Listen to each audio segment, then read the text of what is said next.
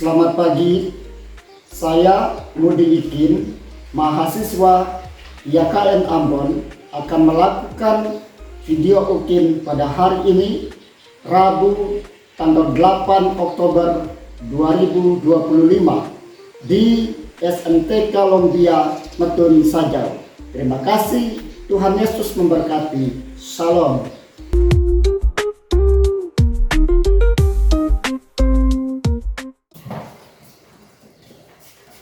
Selamat pagi anak-anak. Pagi, luar biasa. Wah, semuanya ternyata hari ini semangat luar biasa. Nah sekarang, apakah hari ini kalian sehat semua? Sehat, Guru. Puji Tuhan.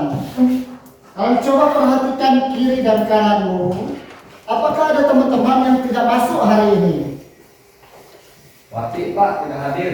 Oh, ada apa dengan Wati? Dia sakit Pak, surat izinnya keterangannya sekitar minggu Bapak. Oh ya, terima kasih. Kita doakan Wati. Kemudian ada lagi yang tidak hadir hari ini.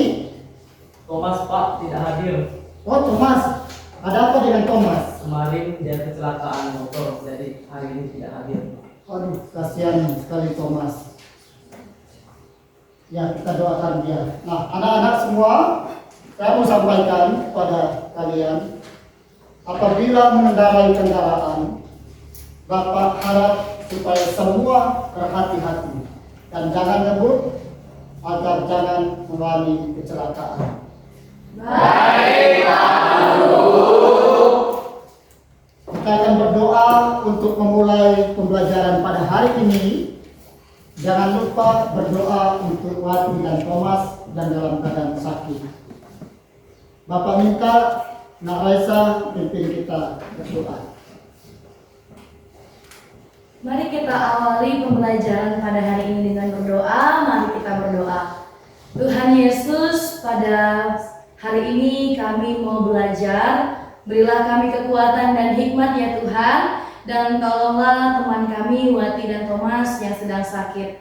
Dalam nama Tuhan Yesus kami berdoa. Amin. Terima kasih. Silakan duduk kembali. Nah, silakan berdiri semua. Kita menyanyikan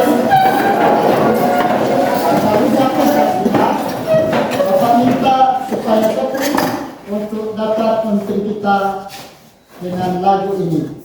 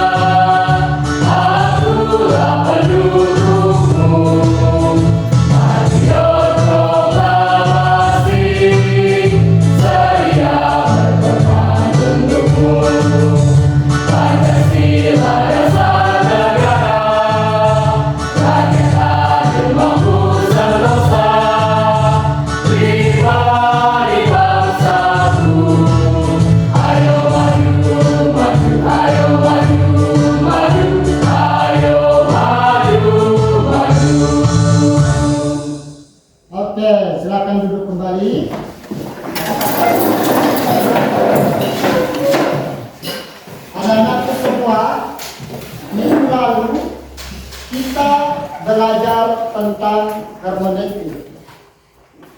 Adakah yang masih ingat apa itu hermeneutik? Masih ingat Pak? Hermeneutik adalah ilmu dan seni untuk menafsirkan kitab suci Pak. Wah, Marina sudah menjawab bahwa hermeneutik adalah ilmu dan seni untuk menafsirkan kitab suci. Benar ya?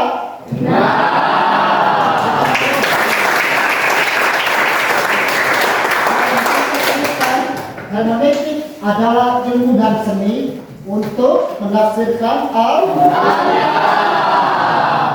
Baik. Nah, hari ini kita akan belajar tentang prinsip-prinsip penafsiran Alkitab. Namun, Bapak mau sampaikan kembali bahwa di dalam materi yang lalu kita ada belajar tentang kesenjangan-kesenjangan yang muncul di dalam penafsiran Alkitab antara penerima kitab pertama dengan jemaat masa kini. Dan hal itu muncul dalam bentuk apa sajakah? Masih adakah yang ingat apa semua itu? Masih Pak? Ya, Saya, yaitu sosial dan budaya Pak. sosial dan budaya. Mari kita lihat. Wah, ada sosial dan budaya.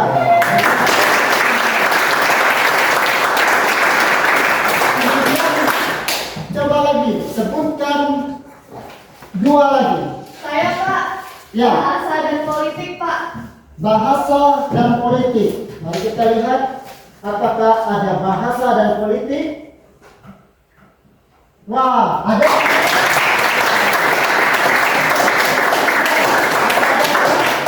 Yang mau menyebutkan dua lagi. Saya Pak, Oke, benar. ekonomi dan geografi Pak. Ekonomi dan geografi. Mari kita lihat apakah ada ekonomi dan geografi. Ekonomi dan geografi. Saya belum jawab. Yang terakhir, Saya Pak, ya silakan. sejarah dan sains Pak. Sejarah dan sains. Mari kita lihat apakah ada sejarah dan sains. Wow.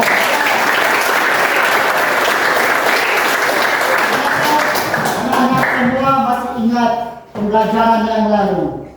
Ini hal yang luar biasa. Mari kita beri aplaus untuk kita.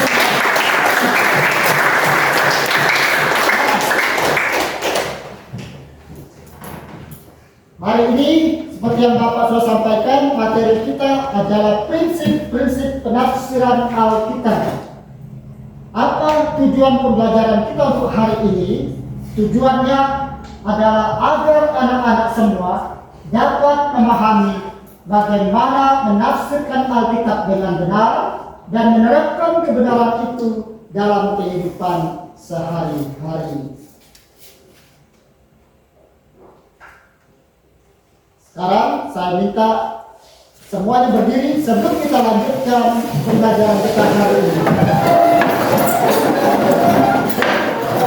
Kita mau bermain dulu, ya. Coba kalian perhatikan permainan ini. Bapak berikan judul Mi Cikai. Tapi kita belajar dulu beberapa gerakan. Kalau Bapak bilang satu, pegang kepala.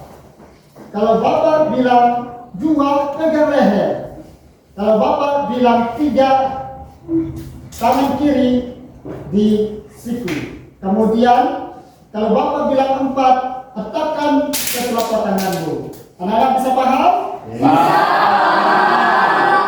Kalau Bapak bilang micikai, semua bisa gerak bebas, tapi jangan ada yang sama dengan gerak Bapak. Boleh? Boleh. Nah, coba. Satu, dua, tiga, empat. Micikai. Wah, ini ada yang sama. Micikai. Micikai. Wah, saya lihat anak-anak semua sudah konsentrasi, semua sudah fokus. Karena itu silakan duduk kembali. Oke. Nah, karena semua Bapak akan memutar sebuah video. Dan video ini kalian mengamati lalu menuliskan hal-hal penting berdasarkan penjelasan materi kita melalui video ini. Dan setelah itu kita akan mengerjakan sebuah tugas diskusi di dalam kelompok masing-masing. Saya harap semua sudah berada di kelompok masing-masing, baik visual, auditori, dan kinestetik sudah berada di kelompoknya masing-masing. Mari perhatikan penjelasan dari video ini, materi yang akan menjadi pembelajaran. Selamat pagi, pada hari ini. salam sejahtera bagi kita semua. Materi kita hari ini akan belajar tentang prinsip prinsip penafsiran Alkitab. Dasar penafsiran Alkitab yang benar ialah bahwa semua metode, sistem maupun penafsiran Alkitab harus didasarkan pada satu keyakinan bahwa Alkitab adalah firman Allah yang tidak pernah bersalah dan tidak pernah gagal dan tidak pernah keliru. Dan juga sebagaimana telah diungkapkan di atas bahwa keberadaan Alkitab sebagai firman Allah yang tidak pernah bersalah dan tidak pernah keliru adalah dikarenakan pekerjaan Roh Kudus yang menggerakkan atau mengilhami para penulis Alkitab. Melalui dorongan Roh Kudus, para penulis mampu menulis Alkitab secara tepat dan akurat. Jadi, penafsiran yang benar adalah penafsiran yang berdiri pada satu dasar, yaitu Alkitab yang ditulis atas dorongan atau ilham Roh Kudus. Nah, dalam penafsiran Alkitab ini ada beberapa aspek yang perlu diperhatikan. Misalnya, penafsiran teks. Dalam kegiatan penafsiran teks ini mengikuti beberapa pokok penting. Yang pertama, menganalisa penulis atau pembicara. Dalam kegiatan analisa ini, si penafsir harus berusaha menekankan atau menemukan siapa yang menjadi penulis dan pembicara dalam teks yang sedang ditafsirkan. Misalnya, Kisah Para Rasul 2, penulisnya adalah Lukas dan pembicaranya adalah Petrus. Lalu yang kedua, analisa terhadap pendengar atau pembaca. Sama halnya dengan penulis atau pembicara, keadaan si penerima teks juga perlu diperhatikan secara serius. Seorang penafsir tidak mungkin memahami sesuatu teks dengan baik tanpa memahami penerima teks tersebut. Misalnya, seorang penafsir tidak akan dapat memahami isi surat Korintus tanpa mengenal jemaat Korintus dengan baik. Yang ketiga adalah menganalisa tempat suatu teks terjadi. Misalnya, teks yang terdapat dalam Efesus 1 ayat 3-14 merupakan teks yang sangat indah dan mengagumkan. Namun, makna teks ini akan jauh lebih indah bila mana si penafsir memahami bahwa teks ini ditulis justru pada saat Paulus berada di dalam penjara Roma. Kemudian yang keempat, hal yang harus diperhatikan dalam menganalisa adalah menganalisa waktu terjadinya teks. Ini satu hal yang penting. Juga yang kelima yang penting dalam menganalisa adalah kita harus perhatikan tujuan penulisan teks. Kita menyadari bahwa tidak ada sesuatu teks yang terjadi secara kebetulan. Setiap teks ditulis untuk maksud dan tujuan yang tertentu. Misalnya, Paulus menulis surat Roma adalah untuk menjelaskan pembenaran Allah terhadap manusia berdosa melalui penebusan Yesus Kristus. Yesus mengajarkan kebahagiaan dalam Matius 5 ayat 1-12 adalah untuk memperbaiki konsep pendengar-pendengarnya tentang sumber-sumber kebahagiaan. Kemudian yang keenam, perlu untuk menganalisa pokok yang dibicarakan dalam teks. Tujuan sesuatu teks selalu sejalan dengan pokok yang dibahas dalam teks tersebut. Misalnya, tujuan pembicaraan dalam Yohanes 4 adalah untuk meluruskan konsep yang salah mengenai Mesias dan penyembahan terhadap Allah. Maka pokok yang dibahas dalam teks ini adalah konsep tentang Mesias dan penyedahan yang benar. Untuk kepentingan bidang ini, seorang penafsir harus berusaha menemukan pokok utama dari teks yang sedang ditafsirkan. Hal ini merupakan kegiatan yang sangat mendasar, mengingat bahwa tujuan suatu teks adalah sesuai dengan pokok yang dibahas dalam teks tersebut. Tidak kalah penting, suasana sekitar teks harus juga kita amati dan kita analisa. Kemudian yang kedelapan, analisa terhadap bentuk teks. Nah, ini satu hal yang sangat penting, bahwa setiap teks ditulis dalam bentuk-bentuk tertentu. Seorang penafsir harus memperhatikan apakah teks yang ditulis dalam bentuk syair, apakah ditulis dalam bentuk pepatah, apakah ditulis dalam bentuk perumpamaan, apakah ditulis dalam bentuk laman, apakah ditulis dalam bentuk apokaliptik atau prosa biasa. Dari sisi lain, penafsir harus juga memperhatikan isi dari teks yang sedang ditafsirkan. Misalnya, teks tersebut berisi doa, atau berisi doktrin, atau berisi khotbah, atau nasihat-nasihat, dan lain sebagainya. Nah, inilah hal-hal, aspek-aspek yang perlu diperhatikan dalam menganalisa sebuah teks Alkitab. Sehingga pada prinsipnya bahwa menafsirkan Alkitab itu adalah harus berdasarkan aspek-aspek yang sudah ditetapkan dan haruslah melalui dorongan Roh Kudus, sebab Alkitab tidak dapat ditafsirkan benar-benar tanpa dorongan Roh Kudus. Oke, anak-anak semua, materi yang disajikan melalui video ini mengajarkan tentang aspek-aspek yang harus ditafsirkan di dalam Alkitab. Ada 8 aspek yang dimaksudkan di sana yang kita sudah dengar. Karena itu, saya sudah memberikan di masing-masing kelompok lembar kerja siswa atau lembar kerja peserta didik, dan di situ ada proyek yang harus dikerjakan.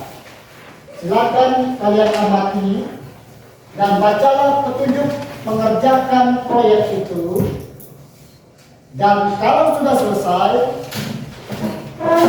Bapak akan memberikan kesempatan untuk setiap kelompok dapat mempresentasikan hasil kerja kelompoknya di depan kelas. Apakah kalian paham? Sekarang waktunya kalian untuk mengerjakan tugas itu dan dipimpin oleh ketua kelompoknya. Silakan. Baiklah teman-teman, kita akan diskusikan kasus nomor 5 berdasarkan Efesus pasal 2 ayat 8 dan 9. Adakah yang mau memberikan pendapatnya tentang kasus ini? Menurut pendapat saya, orang diselamatkan bukan karena dia beriman, tapi karena dia baik. Dan menurut saya orang jahat tidak akan masuk surga. Orang yang baik saja layak masuk. Baik, menurut pendapat saya bisa dari dua-duanya, yaitu iman dan perbuatan. Karena iman tanpa perbuatan tidak mati. Ada hal yang mau ditanyakan? Keselamatan itu Itu nanti kalau presentasi langsung saja ke hasil kerja kelompok. Ya. Ada hal yang ditanyakan di sini yang menghubungkan dengan Bapak bantu. Bisa jalan sisinya. Bapak visual, ada hal yang mau ditanyakan berkaitan dengan tugas yang diberikan. Kalau terlalu panas di situ, boleh kita. Ya, silakan tidak. Ya. dan cukup panas. Oke.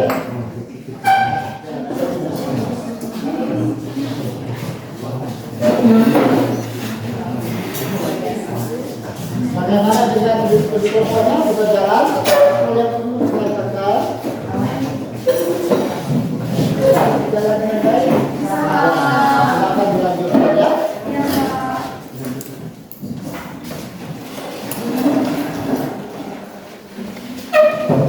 Kelompok kinestetik bagaimana? Hampir selesai atau masih dalam proses? Ya. Jadi kalau ada masalah, menulis kapan ditulis boleh dilihat di buku-buku. Ada ensiklopedia, ada atlas Alkitab, dan untuk menafsirkan ayat-ayat itu boleh dilihat dari tafsiran. Ya, boleh dilihat dari internet juga. Kalau ada yang punya HP, boleh browsing dari sini. Oke.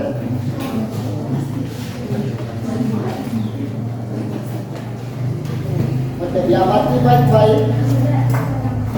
Lalu analisa semua hal yang berkaitan dengan tugas itu. Kalau mengalami kesulitan, sumber-sumber untuk mendapat informasi ada episode kita boleh dilihat dari Alkitab juga.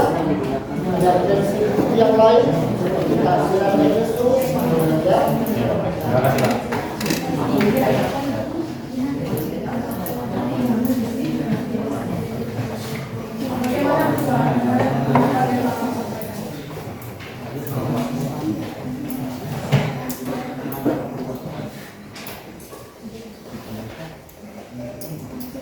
Oke, bagaimana anak-anak? Apakah tugas ini sudah bisa kalian selesaikan dengan baik? Sudah. Sudah siap presentasi? Siap. Baiklah. Untuk presentasi pertama, saya akan memberikan kesempatan penghargaan pertama kepada kelompok kinestetik.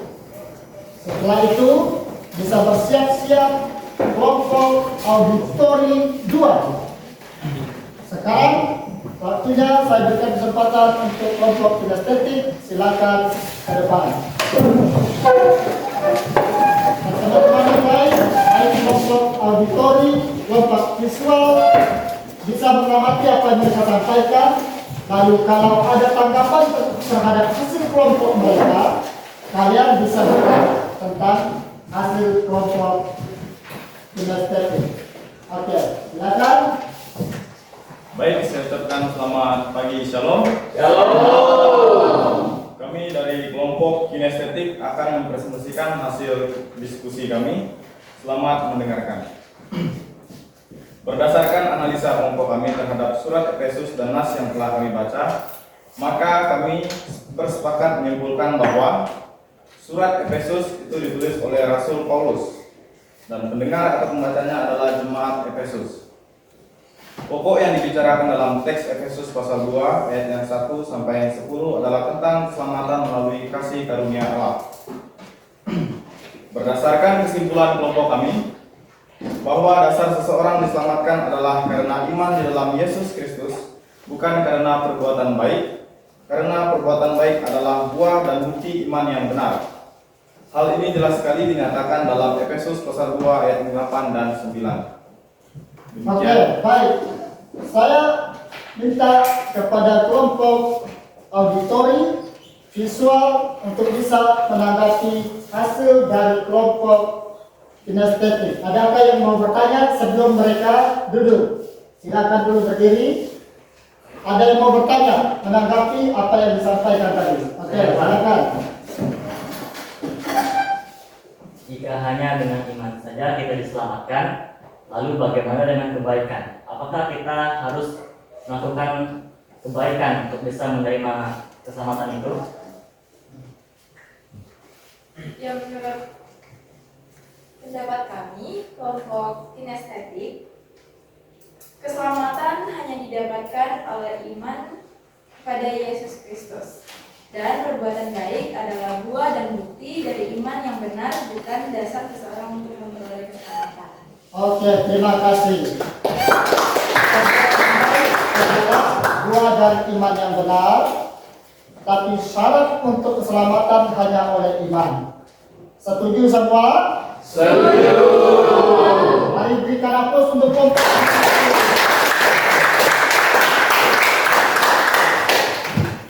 Nah, sekarang saya berikan kesempatan kepada kelompok auditori 2 untuk dapat menyampaikan hasil kerja kelompoknya, khususnya kasus yang dibahas pada bagian tugas kelompoknya tadi. Silakan.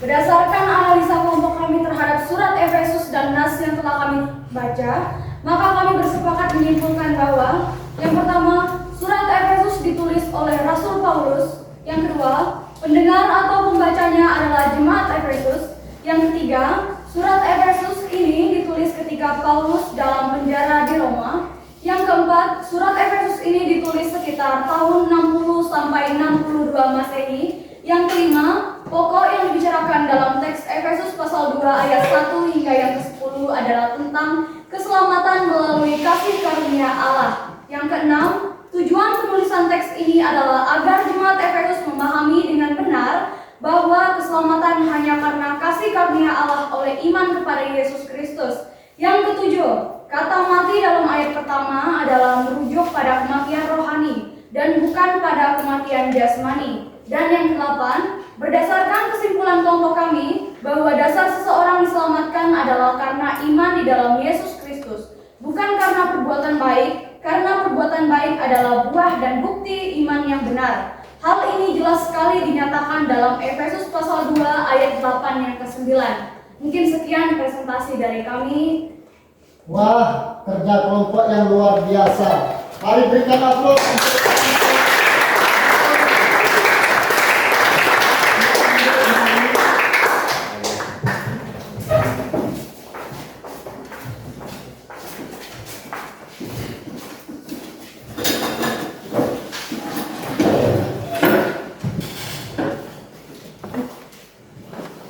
Oke, anak-anak, kita sudah mendengarkan tentang presentasi masing-masing kelompok. Dari pembelajaran kita hari ini, kita sudah belajar bagaimana menafsirkan Alkitab dengan benar. Tentu atas satu dasar, yaitu bahwa Alkitab itu adalah firman Allah yang tidak pernah bersalah dan tidak pernah keliru. Demikian, dengan memahami kebenaran yang ada di dalam Alkitab dengan benar, maka kita bisa menghidupi kebenaran itu dalam kehidupan kita sehari-hari dan menerapkannya dalam kehidupan kita sehingga kita hidup menurut kehendak Tuhan. Karena itu, kesimpulan pembelajaran kita hari ini adalah sebagai berikut. Apa kesimpulan pembelajaran kita anak-anak hari ini? Alkitab adalah firman Allah yang tidak pernah bersalah dan tidak pernah gagal, karena Roh Kudus menggerakkan dan mengilhami para penulis dalam menulis Alkitab. Lalu dalam menganalisa sebuah teks ada beberapa pokok penting yang perlu kita perhatikan. Yang pertama adalah penulis. Kedua, pendengar atau pembaca. Ketiga, tempat penulisan surat. Kelima, waktu terjadinya teks. Sekarang yang kelima, tujuan penulisan teks. Enam, pokok yang dibicarakan dalam teks. Yang ketujuh, suasana sekitar teks. Yang kedelapan, bentuk teks. Oke. Jadi, anak-anakku semua, hari ini kita sudah mengenal hal-hal yang harus dipahami dalam menafsirkan Alkitab.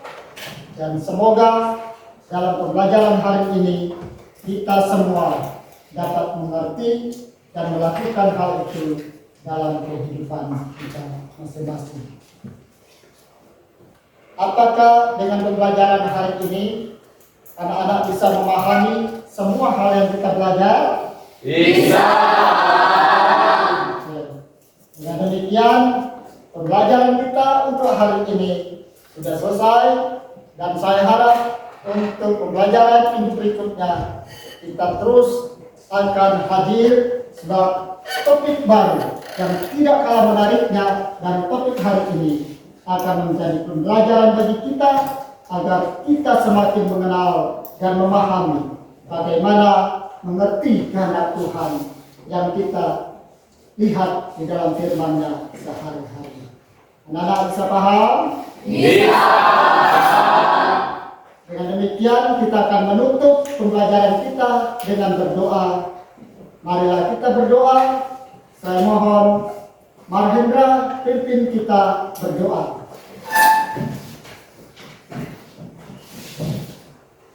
Baik teman-teman, kita akan mengakhiri pembelajaran kita pada pagi hari ini. Mari kita satu dalam doa. Tuhan Yesus, Bapa kami yang baik, Bapa yang mengasihi kami Tuhan, kami berterima kasih Tuhan atas penyertaan-Mu kepada kami sepanjang pembelajaran yang telah kami lewati Tuhan. Hingga di akhir pembelajaran ini Tuhan, kami ingin pulang Tuhan. Kiranya apa yang kami belajar Tuhan, kiranya kami dapat menyimpannya dalam pikiran kami ya Tuhan. Kami berdoa juga untuk guru yang mengajar kami Tuhan. Terima kasih agar guru kami yang telah mengajar kami dapat menjadi suatu hal yang baik bagi kami semua Tuhan. Inilah doa kami berdoa dan mengucap syukur. Haleluya, amin. Semua tetap semangat. Terima kasih semua sudah ikut belajar pada pagi hari ini. Selamat pagi. Pagi, luar biasa.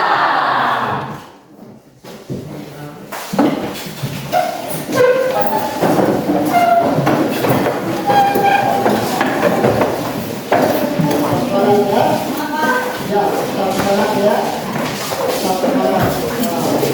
Oke, terima kasih. Tetap semangat. Semangat belajarnya ya. Ya. Oke, tetap semangat belajar ya. Nah. Terima kasih. Ya, semangat ya. Ya Pak. Ya, semangat ya. Kita ya. Oke, Pria. Ya. Terima kasih.